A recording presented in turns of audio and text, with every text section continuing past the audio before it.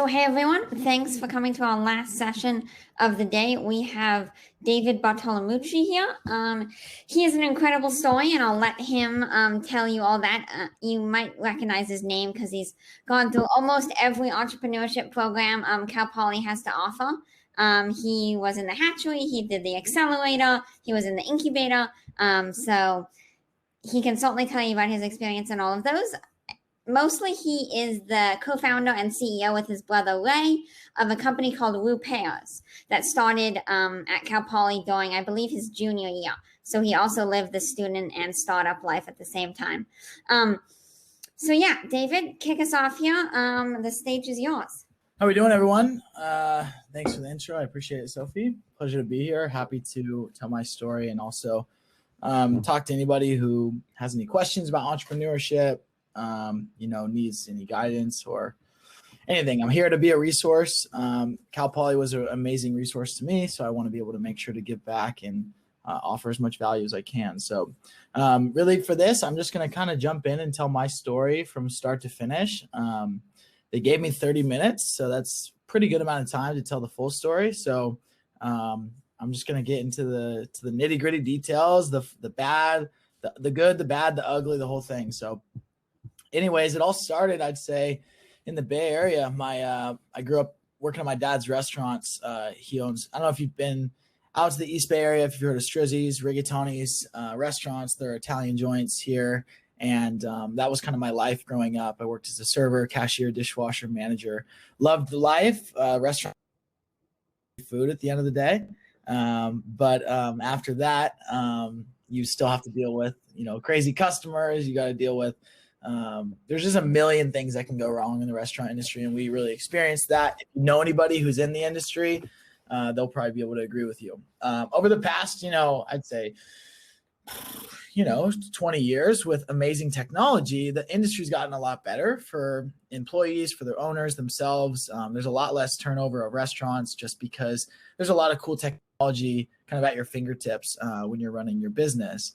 And essentially my dad, was starting to utilize a lot of these technologies and was getting kind of into that whole world. But there was one big issue that was yet to be solved with tech for a lot of small business restaurants. And that was the management of their equipment, management of their providers who fix their equipment and also maintain the restaurant. And that was something that had yet to be done. And that's kind of where Roopairs' story essentially starts, at least in the United States. So I'm going to back it up a little bit. So that's a little preface of kind of what problem we saw. We saw a lot of issues in the restaurant equipment management space, just to make it very simple. But we didn't even the idea didn't even come to our mind until my brother approached me with the idea. So my brother is 3 years older than me. His name's Ray. And to define roles, Raymond is the CEO of the company. We were working as co-CEOs in the beginning because we didn't really know who would fit in to be the best at, it's in an early stage startup, you just don't really know who's going to be good at what. You just your roles evolve in the company. And I think it's a classic thing when you're starting a company to decide who does what and who gets the role. And we didn't really want to be premature in that. So we decided to say, hey, we'll be co-CEOs. And then once we feel comfortable kind of in our direction, let's go ahead and assign roles based on, what we do on a daily basis. So essentially now I'm actually the head of product, CPO, head of product, whatever you want to call it. That's what I focus on daily is I work with our CTO to make sure that our product pretty much comes to fruition essentially through customer requests, through new customer opportunities. And I'm pretty much planning the roadmap for our product. And that's what we do. So that is the roles of the company. We also have our CTO, Alex, who builds the technology. And then Ray, who's the CEO and runs sales, finances, and et cetera. So that's that. But I'm going to back it up a little bit and tell you kind of how the Roopairs story really started. It actually started as a company called Mr. Fix. Mr. Fix was a software startup out in Italy. My brother was living out there, kind of doing his thing out there. And when he was there, he essentially started a company with some of his colleagues for a senior project, just like maybe some of you guys are, classic senior project startup. And it evolved into a real business called Mr. Fix. And they built their prototype. And the whole plan for Mr. Fix was essentially to connect Italian or homeowners to people who can fix equipment. So if you're familiar with like the Angie's List or like the Angie's List or the Home Advisor of in America, Raymond was trying to invent that, but in Italy. So that was the original business, like 3.5 years ago, like almost 4 years ago was that. And then my dad came out to Italy and said, "Hey, Raymond, I love this business that you're starting. It's very cool. It's innovative, but you should really come back to the United States and you should start something for the restaurant industry. You should help restaurant owners get better connected with their providers." And then my brother said, "That's a great idea." He came back to the States. He called me up. He said, "David, we got to start this business. Let's help the restaurant industry." And then we dove into the restaurant industry and the problem that faced, which was essentially equipment management and managing providers. So at that point, we were in the States. I was still in school at Cal Poly. I was a sophomore, or was I a sophomore? I think I was a sophomore. And, I didn't know what to do. I mean, I've never started a company. Like, I mean, I don't even know what major I wanted to be. Like, I was changing majors at the time. Like, how am I going to start a company? Like, what am I going to do? A software company? I can't code. Like, how are we going to do this? So these are all things that come to any first-time entrepreneur's mind when they try to start something. And the first place we went was to our friends and our family. We went to my dad and we were talking to him, "Dad, what do we do? Like, do you know anybody that can help us?" Like, and my dad's 66 years old. He doesn't know anybody in tech. I mean, he's a old-fashioned restaurateur. But our family friend, he said, "Hey guys, like I can help. Like I code, like I can build your software for you."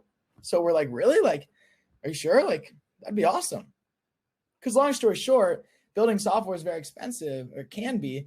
And when we went out to all these app development agencies and we requested like, "Hey, can you build us an app? Can you build us an app?" We were getting quotes for $50,000, $100,000, $200,000 to build this little app. And we're thinking to ourselves, well, I don't have enough money to, go to Chick-fil-A. Like, how am I going to, to pay for this? So essentially when my friend approached us, he was going to do it for significantly less. He was going to do it for $10,000. He was going to, build this app for us. And we trusted him. He's a family friend. We went to church with him. So we're like, "Yeah, dude, let's do it. Let's start this company. Like, we're going to be millionaires. Like, we're going to change the world. Yeah, this is going to be awesome." Right. Didn't really go that way. So we hired this guy. The contract was shit. We didn't even have a really good contract with this person. That's, very important. And that's the first lesson that I would tell everybody is that no matter if you're working with your best friend, no matter if you're working with your dad, your mom on a business venture, it's just good practice to always have the right legal kind of pieces in place. Because what proper legalities do is it sets expectations. And expectation management is one of the most important things in startups because things are going crazy. Things are changing left and right. But if you can at least have a general set of expectations set with your team members, with your contractors, with, anybody you work with, it's going to set you up for at least success in that sense. Obviously things go wrong and things do change. But for us, we did a really bad job of setting expectations with our developer because we weren't developers. We didn't know how to manage a developer. We didn't know how to work with them. And we honestly just figured that we could trust the guy because he was our family friend. And turns out 6 months go by. We're getting these cool little mock-ups of what our software will look like. We're really excited. We're showing it to some restaurants and they really like what we're working on. And then, it just takes forever. Like, we're like, where's the product? And he said, "Oh, it's coming. Sorry, I got pushed back. Where's the product? Sorry, I got pushed back. At this time, we actually joined the first Cal Poly program, which was Startup Weekend. So essentially I brought this idea and the developer that we were working with, and he was working remotely in the Bay Area. But we brought the idea to Startup Weekend and we did a pitch and it was all fancy. It was all cool. And we really felt like we were onto something. And then after that, we're still kind of asking our developer, like, "Hey, like, where's this thing?" We didn't tell the public, like, we're like, "Yeah, we're chugging along. We're almost done." But behind the scenes, we're like, "Ray, like, what's this guy doing? Like, I mean, he hasn't finished, like he's missing all his deadlines." And we were getting kind of scared. And we, put a lot of money into this. And eventually we were asked because we put on a show at Cal Poly, like the Bartolomucci brothers, like, the new software for restaurants, like, it was all the glamour that you saw, but behind the scenes, like, was kind of scary. And we were asked to join the accelerator. So or at least apply. So we applied to the accelerator, and one of the big things that they needed for you to join the accelerator was you needed to have someone on your team that could build the product. And they asked us that question, and we frankly said, yeah, we have somebody. We checked the box, but I didn't tell this to Lori Jordan, the head of the accelerator, but we were frankly getting ready to fire this person because we didn't see a light at the end of the tunnel. So essentially we get accepted into the accelerator, and then the day we get accepted, we fire our developer. So we're in the accelerator. My brother and I are sitting at our chair together, and we're looking at a whiteboard, and we don't have anybody building our product. Back to square one. And that was super devastating because we lost, a little bit of money. We didn't lose all 10K. We lost $5,000. And frankly enough, I think the worst part about it was losing a friendship. That guy was our friend. We grew up together, and he completely lied to us. He said that he was getting it developed overseas, but they weren't doing any of the development. All he showed us was pictures of what the app would look like with no code behind it. So my just point to that is that, working with your friends and working with your loved ones can be a really great opportunity, but make sure that you have the right pieces and expectations in place to make sure that, everyone does their part. And essentially that didn't happen for me, and we lost a good amount of money. It was a blessing in disguise though, because when we joined the accelerator, we were lucky enough to meet this guy named Alex Kavanaugh. Alex Kavanaugh was a very well-known developer in the entrepreneurship space at Cal Poly. He was, very trusted. He started his own couple companies, and Alex was meant to essentially be like a guide for us. He was meant to interview developers for us. He was meant to look over the contract.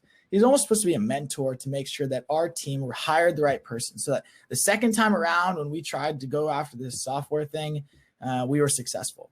And that's what he did. So we interviewed a bunch of people, he was helping us. It was great. This is all throughout the process of the accelerator. We're just, the first couple of months, we're really just trying to find, a developer. And we're working on product development. I'm going in, talking to customers. At the end of the day, if you don't have a product ready, there's always something you can be doing.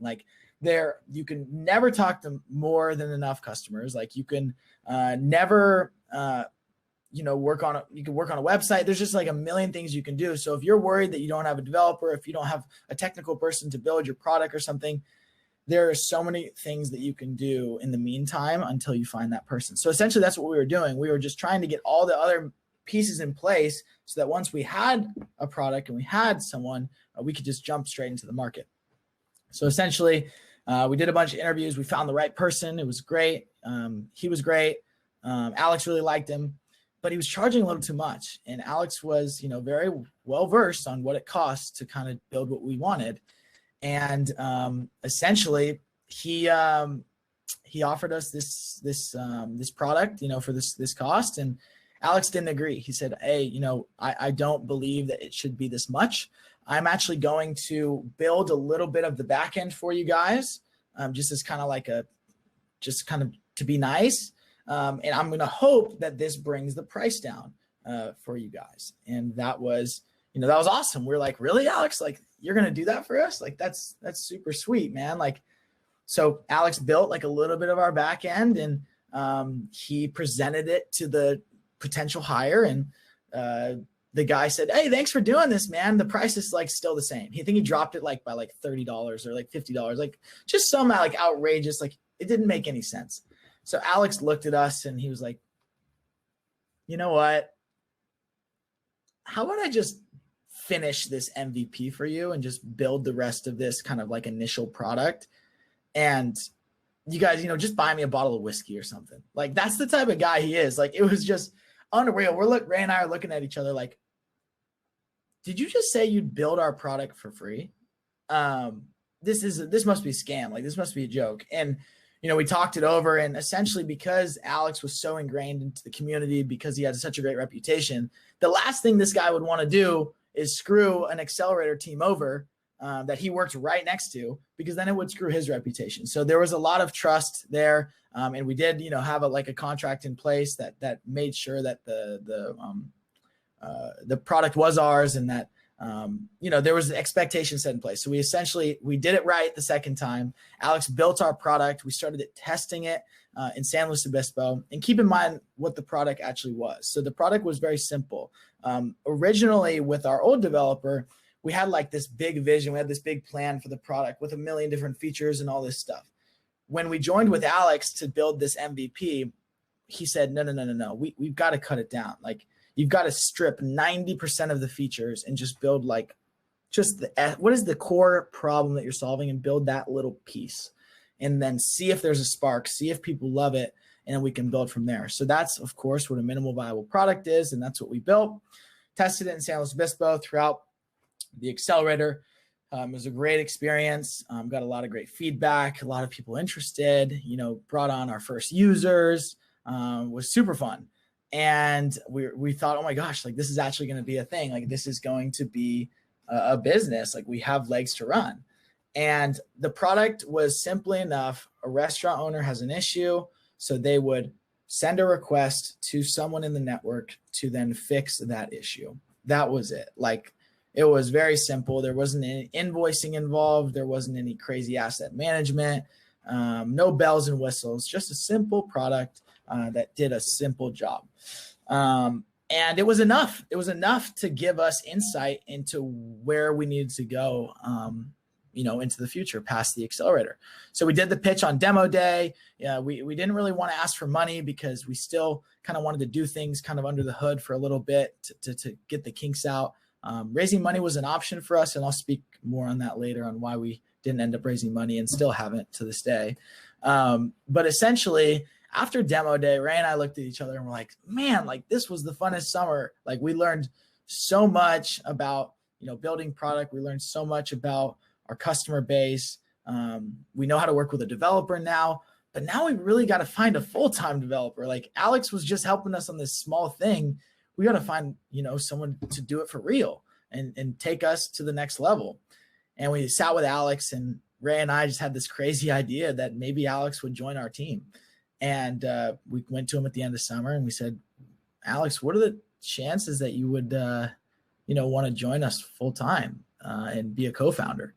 And Ray and I are crossing our fingers, just like hoping to God he says yes. And he looks at us and goes, yeah, that sounds good. Yeah, I'll quit my job next week. And it was just like, what? Like, are you kidding me? He's like, yeah, I love working with you guys. I'm kind of getting sick of the job I'm at right now. And I think there's a lot of opportunity with what you guys are working on. So yeah, I'll be your co-founder. So we brought on Alex as our technical co-founder, CTO. And it was now my brother, Alex, and myself, kind of the three founders that kind of started off on this journey to innovate the food industry. And that's kind of where we were at the beginning of September after the accelerator, where we joined the incubator. Because of course, with Cal Poly's programs, you can do the hatchery, which we were in. Then we went into the accelerator, and then we went into the incubator, which is a 2-year program for you to kind of cultivate the business and see if it truly has legs. Like we had a good idea that we had a business, but the incubator is really that time to figure it out long term. And that's what we did. So we jumped in the incubator. We brought on more customers. It was really exciting. But then things started to like level out, and we were just like, why? Like, why is this happening? Like, we were doing so well. But let me remind you, we were building a marketplace. Marketplaces are some of the hardest businesses to build. And frankly enough, the reason why most of the marketplaces around are billion-dollar companies is because they are just frankly hard to build. You have two sides to the equation, right? You've got the demand, you've got the supply. If one side loves the platform, but the other side doesn't, the marketplace doesn't work. It's the classic chicken and egg problem. So we started to face that essentially. We would onboard restaurants and they would say, hey, I'm not going to join until you have more service companies on your network. And then the service companies would say, I won't join until you have more restaurants on the network. So we were having this problem, and we looked at each other and we were like, what are we going to do? Like, we don't have enough capital to, put enough money into this thing to bring on more users. One day I'm working on restaurant clients. The other day I'm working on service companies. It was just exhausting. You're back and forth. There's no focus. You're building two essential products, which is not ideal as a startup that's undercapitalized. So for us, we had to make a decision on a pivot. And essentially the pivot was glaring right in front of us when we went into one of our customers' offices and we were talking to our customer. It was a service company. They fix equipment. They fix like ovens, refrigeration units, and any sort of commercial grade equipment. And we were talking to them and they were showing us their system that they use to manage all of their business. So our system, Roopairs, they use to manage all of their incoming jobs from the marketplace, from different restaurant clients in the community. But they would actually put our jobs into their business management tool that they would use to run their business from end to end. And we looked at it and it was from like the 1980s. It was like from the 1970s. Like it was crazy old software. And I was like, is this what you're using to run like your business? And they were like, yeah, this is what we use. And they're like, is there any way we can put all of our jobs and our business into your system? Like, we love your system, but like this one sucks. And Ray and I looked at each other and we're like, well, you can't do that. Unfortunately, it's not built for that. But then we left the meeting and that's kind of like when the light bulb hit. We're like, oh my gosh, like I think that we need to fix the problem that the service industry has and actually build like a full business management tool for them instead of this whole marketplace idea. And that was a pivot essentially that we made. We said, hey, restaurants, we're from the industry. We love you, but we can't really help you. We need to first help the service companies who are, living in the Stone Age right now. Like these companies were running on pen and paper. They were running on old software. And they had a lot more room for growth and opportunity than the restaurants had. Remember, I said in the beginning, restaurants have been flooded with cool and innovative technology, over the past 20 years. But the service industry was just not the same. And that's when we decided as entrepreneurs that, we have to focus on places where there's most opportunity, focus on places that there's the least amount of innovation. And because that's where our skill set was. That's what we do as entrepreneurs. We go into an industry that's lacking kind of growth and innovation, and we come in and fix it. So that's what we did. It was a big decision. We pivoted our business to focus on the service industry. We are no longer a marketplace. We only had one customer, and the customer was a service company. And our software our goal for the software was essentially to manage their business from end to end with invoicing, estimating, job management, communication with their team in the field. Like this is not just some simple system. Like this was a full encompassing system for their whole operation, connecting to their accounting system. Like it was a very big feat. Like this was a very big decision, but we felt it was in the best interest of our company. And we saw the most opportunity, as I mentioned. So we made the decision to switch. And there we are. I'd say that was about a year and a half ago. Or maybe probably like 2 years ago, maybe, I forget. But anyways, we, kind of pivoted our business. Everyone still thinks that we're a marketplace. And I guess that's part of that job on us to brand our company, or maybe it's just the image that we've kind of stained into the entrepreneurship community at Cal Poly. I don't know. But anyways, we are no longer a marketplace. And we haven't been for a very long time.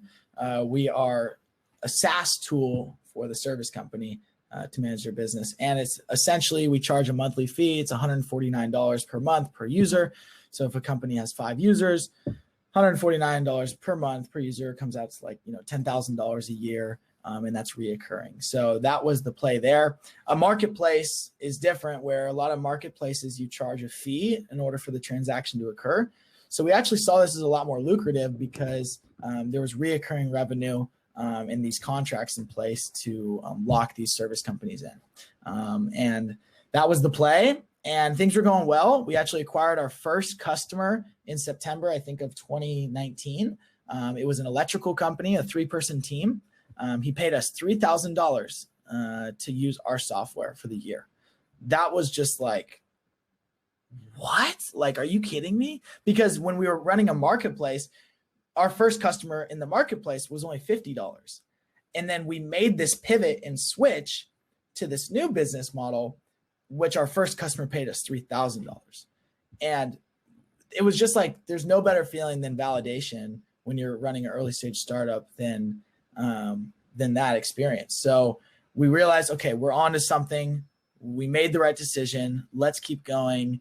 Let's do this. So essentially for the past really year and a half, we've been doing that exact thing. We've been testing kind of our platform. We're still in beta. We haven't fully launched as a company. Our website right now is a landing page, I'd call it. It's not really super built out into multiple pages because we've just kind of been testing the market. We've been seeing who likes our software the most. What size team? Is it 1 to 5? Is it 5 to 10? Should we work toward enterprise? Is it plumbers? Is it electricians? Is it, commercial food equipment companies? So we've just kind of been feeling it out, feeling the water. And very recently, over the past, I'd say, couple months, we've kind of found our true focus and like our kind of place that we want to live over the next couple of years. And that's going to be in the commercial food equipment space. And it's funny that I say that because that's where we started. Like we started in the food industry and we're coming right back to it. But specifically for only the providers who are in that space.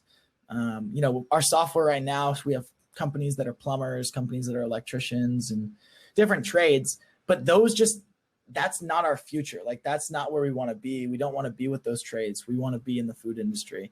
So that's kind of like this Roopairs story from, I guess, start to finish, at least start to now. We have a lot of work to do. There's a lot of opportunity. I see a lot of people, like we've got like 20 people listening, and I'm sure people are confused by my story. I'm sure people have questions because I'll tell you what, like our story, frankly enough, our business that we're doing right now, like it's not black and white. Like it's not a clothing company that has like, a logo on it. It's not, it's not simple. Like the industry that we're in right now is very niche. It's very focused. It's, they have very specific problems. It's not sexy. So like when I'm telling people about my company, I'm like, yeah, I have software for food equipment service companies. And they're like, what even is that? Like, what? So it's one of those businesses where, okay, yeah, it may not, be familiar to you as just a regular person on the street, but for someone who knows this industry and lives in this industry, it's a gold mine for entrepreneurship because there's just so much room for innovation. And that's why Ray and I love being in this space, is because there's just so much room for growth, and it's awesome. So that's kind of what we're doing now, and happy to answer any questions, or I can talk about why we haven't done any fundraising, or I don't know, there's plenty to talk about for sure, but yeah. Awesome. Well, thanks, Ray. What am I saying? Thanks, David, so much for that story. For anyone who joined us at some point there in the middle, if you want to ask your questions, just go to the questions tab right below the chat, and you can also upvote things. So just click on that little heart icon, and then you can upvote it.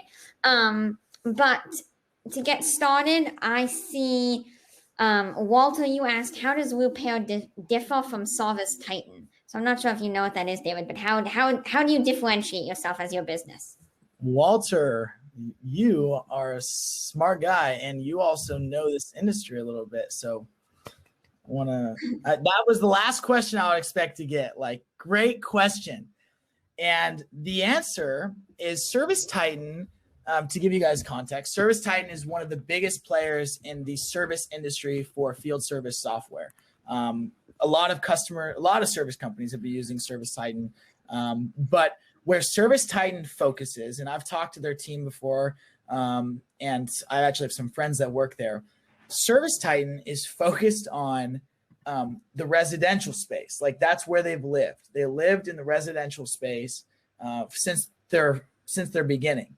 They're just now recently starting to get into the commercial space, but that's not their bread and butter. There's a lot of differences between residential service and commercial service. Where we live is in commercial service. Now, on top of that, we're focused on small business service companies. Service Titan, frankly, won't even talk to you unless you're a size team of like 5 or 10 or more. We focus on the smaller companies. Service Titan is also extremely expensive. They're about $300 per user or per technician or something like that, we're about half the price. So in terms of just some general things, we're more affordable. Our user experience is much better from the companies that we've talked to. We've actually switched a couple customers from ServiceTitan over to Roopairs, which has been really cool, really awesome use case. We actually just did one last week because the concern that these customers are having, they call us, they say, look, ServiceTitan is just, there's too much going on. There's like a million different features. Like, I don't need all of this software. What we believe at Roopairs is less is more. Like, all you need is the essentials as a small business. You don't need all the bells and whistles that maybe a 50-person or 100-person company would need. We give you what you need to be successful, to spend less time with your paperwork and more time with your family, not fiddling around with the million different software tools that you have. So essentially, that's how we're different. User experience, affordability, focus on the commercial industry and on small business. So that's that. We have a lot more things down the road in the future that'll like even more differentiate us from ServiceTitan and House Call Pro and a lot of those other service companies. But for now, that's like some of the main differences for sure. Does that answer your question, Walter? He'll send us a chat. Walter, send us a chat if it's a thumbs up or a thumbs down. Yeah, or if you don't believe me, that's fine too. Well, if you have any follow-ups, Walter, feel free to shout it out. In the meantime, we'll see if we hear back from him. In the meantime, Allie was asking about your experience bootstrapping. So if you can give a little bit of experience on how it's been bootstrapping and why you haven't raised funding to this point. So great question. Thanks, Allison. It's a very big decision for any company to decide whether they want to raise money or not. Cal Poly accelerator program wants you to create a pitch deck for the demo day, which essentially a pitch. I mean, you're pitching. Why would you pitch if you're not raising money? So I would say that Cal Poly doesn't, of course, Cal Poly's accelerator program doesn't make you raise money, but they kind of want you to be educated enough on that space to maybe raise money. To be totally honest, there's a lot of pressure on companies in the accelerator and companies. I don't know how it's changed, but any startup, do you guys raise money? Do you guys raise money? It's like, no, stop asking me that question. I don't want anybody's money. It's like, I want to focus on what we're doing right now. And then at some point, once we have a product that's running, very smoothly, sure, we could talk about putting more fuel on the fire. But for us, what we didn't have until recently, something called product market fit.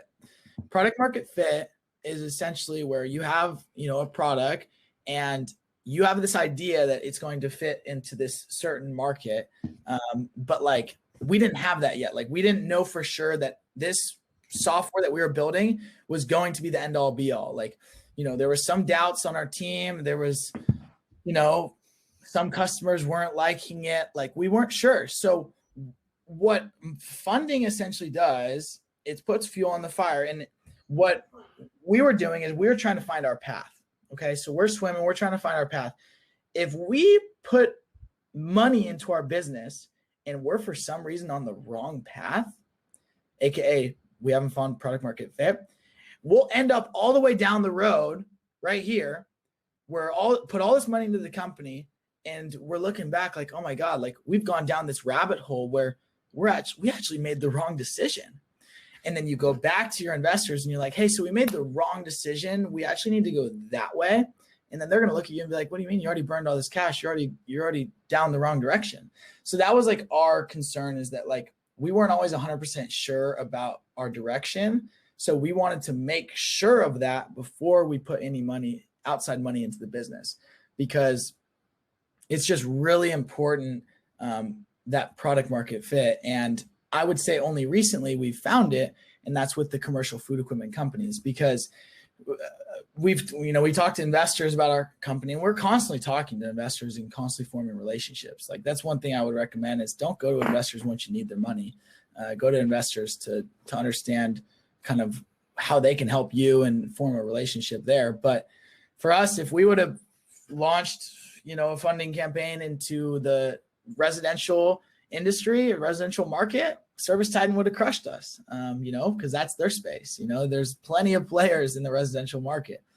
And that's why we've kind of found our niche in the commercial food space, and no one's touching us. It's just like an empty market right now. And that's where we're going to be. And is there room to raise money? Sure. But honestly, right now we've got revenue, and, our revenue is growing. So why not just hire people, with the revenue we've got? Obviously, right, you can grow faster and you can grow quicker with money behind you. And that's something that we're going to, continue to talk about. It's a conversation that never dissipates. But for us right now, it's just not a high priority, because then you got to listen to your investors. They're breathing down your neck. It's just not what we wanted, at least in the short term. So just depends, honestly, because some people have crazy innovative products that you need a lot of money to build it. And sure, you need to get outside money to do it. We had a CTO, a head of technology, that was more than capable of bringing our product to market. We didn't have to raise money to then hire a developer, because that's what a lot of companies do. There'll be two non-technical co-founders who raise money, hire someone to build the product, right? Instead, we just made him a co-founder. So if you want to think about it as equity per se, we were pretty much just giving equity to a team member who could build our product, instead of giving equity to an outside investor who would just hire someone to build the product. So it's just a different mindset. But at the end of the day, equity was we still lost equity by giving it to our, co-founder. It's not like we retained equity. It's we still had to sacrifice in some way. But for us, we'd rather keep the circle tight for now. It seems like Alex is definitely a key part of your team, and kind of good crossroads there that you met up with him. So on that front, what advice do you have for students who are looking to build a team or to find co-founders? You may have gotten a little lucky by working with your brother, somebody you know really well, but what advice do you have in that space? Okay. Co-founders, I think the first thing you got to look at is what are you trying to build? And can you build it? Ask yourself that question. If you can't, I think finding a technical co-founder, someone who can build your product and be a part of your team has been a blessing, because for us, when we told Alex that we wanted to pivot our business from a marketplace to a software, he was all for it. We weren't on a project basis where we had someone, build the product, get us to this marketplace, and then we have to pay him again, be like, okay, can we hire you again? We got to pivot our business. It's it was so fluid. It's we just talked one day and we're like, hey man, we got to have to change our development. We're gonna have to kind of pivot a little bit. He's like, yeah, sounds good. That makes sense. And he was invested in us. So I think finding a technical co-founder to be there to build your product is important. Obviously, finding that person is not easy. I think that when you're at a university, the people are within your reach, in my opinion. And we actually have an intern right now that's killing it for us as an engineering intern, and he has more than enough potential to be a technical co-founder at some point. So don't always look to app development agencies like I did, or look to expensive people on Upwork. If you can find someone at the university who can, who believes in your vision and can build the product with you, I think that's a great place to look first and foremost. What does that mean? Obviously, it's not as easy with not having classrooms and whatnot, but LinkedIn is a beautiful place. You can search Cal Poly, you can search computer science, and you can send every single computer science major that a message. You can go and you can, if you're building, a more technical, like a what do you call it? A hardware product, type in Cal Poly, type in engineering, and message every single engineer on LinkedIn. Tell them the idea about your project and see if they're interested. Don't also be afraid of someone stealing your idea. I guarantee someone's already thought of your idea at some point. The reason why it doesn't exist or maybe isn't, big and famous yet is because that person wasn't able to execute on it. So really, it's use LinkedIn to your advantage. We've used it a lot for many different things, hiring contractors, hiring people. Use your network. Sophie, Kaylin, talk to people that essentially know other people, and don't be afraid to ask is like the biggest thing. We weren't afraid to ask Alex. If we never looked to Alex and say, hey, do you want to join our team full time? We would have not had him. You got to be willing to ask people for help. People will shoot you straight, like, sorry, I'm not going to help you. But it doesn't hurt to ask. And there's no stupid question either. So I don't know. That's my take on it. Finding a technical co-founder is important. Using the internet to your advantage to find them. I mean, if you want to get into, other places, you can look into Upwork. You can look into TopTal, which is a place to find, the top 3% of, developers and talent. There's a lot of different services out there to find talented people. It's just how many people are you going to go through? For example, we're hiring a marketing agency, like a marketing team right now, building that out. I've talked to over 50 to 60 people over the past a year and a half, and we finally figured out who's a good fit. It's the law of large numbers, people. You have to talk to a lot of people before you figure out who you want, because these decisions will define your business. Picking the right co-founder will define your business. I've talked to people who picked the wrong co-founder and they got into a legal battle because they ended up, screwing each other over. Or they went down, they stole money, or they wanted to go down a different direction. It's a very important decision. You can't take it lightly. And like I said, if you're not technical and you need to build a product, you can, do many other things before that product's built. So. For some more advice, Owen is curious about how you approached and how you dealt with the legalities and the contract side as such an early stage company. I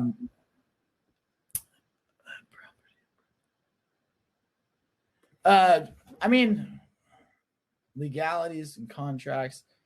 I mean, I guess you might be talking about maybe with people you hire. I mean, there's resources online like Rocket Lawyer and other opportunities, right? That you can, look at contracts and whatnot and dish those off to people. But also, to be honest, you got to find a mentor that's a lawyer or somebody that will just review that stuff. For example, in the beginning, we didn't want to pay, a couple $1,000s for a lawyer. All right. Well, the Hot House has a bunch of, lawyers that they know that have office hours. So get a contract off of online, get an hour office session for free with this lawyer and say, hey, we kind of put this together. For this contractor we want to hire, do you think, we're kind of covering all the bases here?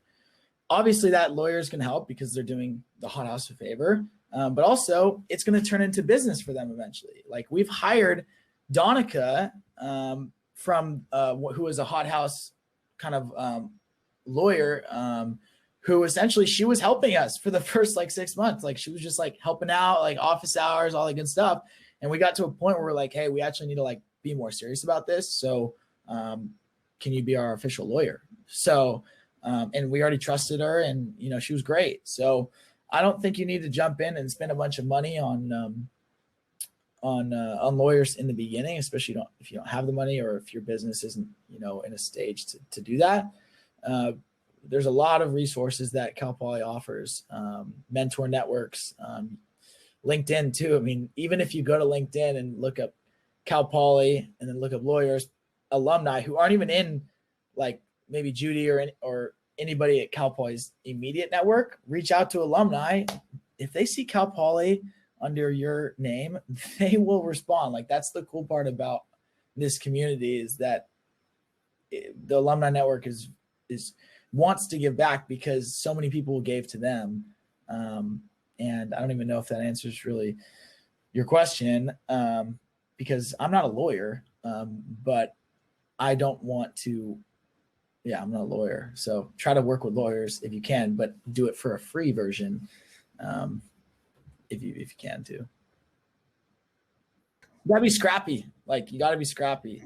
And especially when you don't have the money. That's true for sure. So I'm curious, kind of in a little bit of a broader sense. I'm sure you've been asked this question a lot recently, but how you've done over the last year with COVID and kind of what you guys have looking forward to, what you guys have coming up. Yeah, thanks for asking. COVID's like the best thing to ever happen to our company, to be honest. A lot of our competitors have been laying off people. A lot of our competitors have, had to report back to their investors of losses. That doesn't look good, because we didn't have any investment. We kind of just we were like, okay, well, how are we going to solve this? We don't have to, go back and have a board meeting where we have to say, sorry, we lost half of our customers. We just kind of pivoted and figured out a way to work with our customer base. Thankfully enough, the industry that we work in is pretty like, what do you call it? What's the word for it when you like, it's like, it's not really affected by COVID because the people who are working in it are still busy and still working. So we actually haven't had a single customer churn since we even started our company. Like every customer that has joined and paid us has renewed as a customer. And we call them, I'm like, hey, you doing good during COVID? And they're like, yeah, we're busy as hell. Like, thank God your software's still working. I'm like, okay, cool. All right. Talk to you later. Like, it's just, our software isn't for restaurant owners.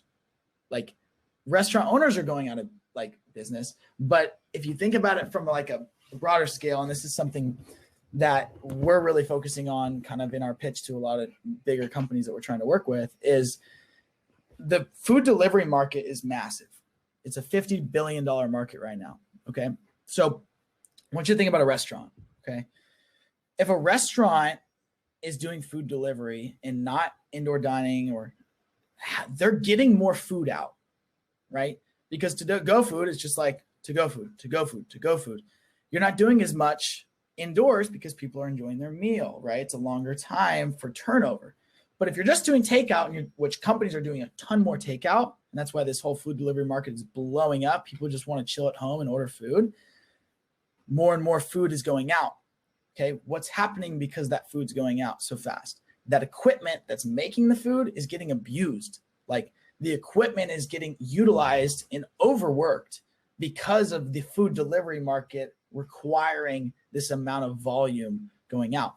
Let me tell you, the food equipment or the food delivery market in 5 years is positioned to be a $450 billion market, from 50 billion to 450 billion.